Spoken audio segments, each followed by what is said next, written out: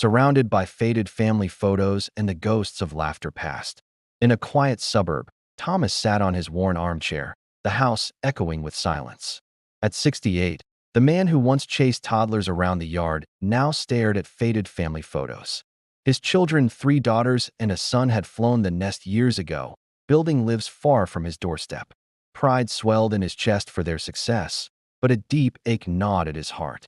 The pain of loneliness was a silent companion, whispering doubts in the empty rooms. Each child thrived independently, their calls filled with updates and laughter. But when the grandchildren arrived, the invitations poured in, always to their mother, Elena. "Mom, come stay with us. The baby needs your magic touch," his eldest daughter would say. Elena, ever the nurturing soul, packed her bags with joy, spending months away, her stories of tiny hands and first steps lighting up the dinner table upon return. Thomas smiled through it all, nodding supportively, but inside, a question burned. Who takes care of me? The children assumed Dad was fine, strong, stoic Thomas, the fixer of bikes and solver of problems. They sent texts. "Love you, Dad. We'll visit soon." But soon stretched into months. Elena tried to include him, suggesting he join her trips, but work or grandpa duties back home kept him rooted. Truth was, he didn't want to impose. He busied himself with gardening, fixing odds and ends, but the solitude crept in like evening fog.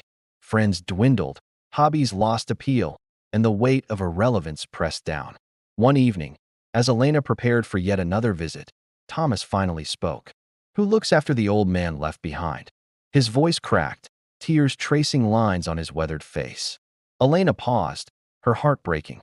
She saw it then, the pain of a father who had given everything, now invisible in his own family.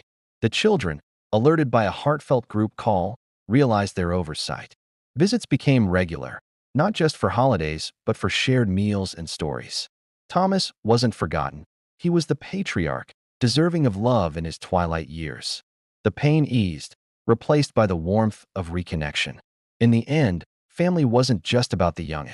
Have you or someone you know experienced this kind of isolation? How did your family bridge the gap?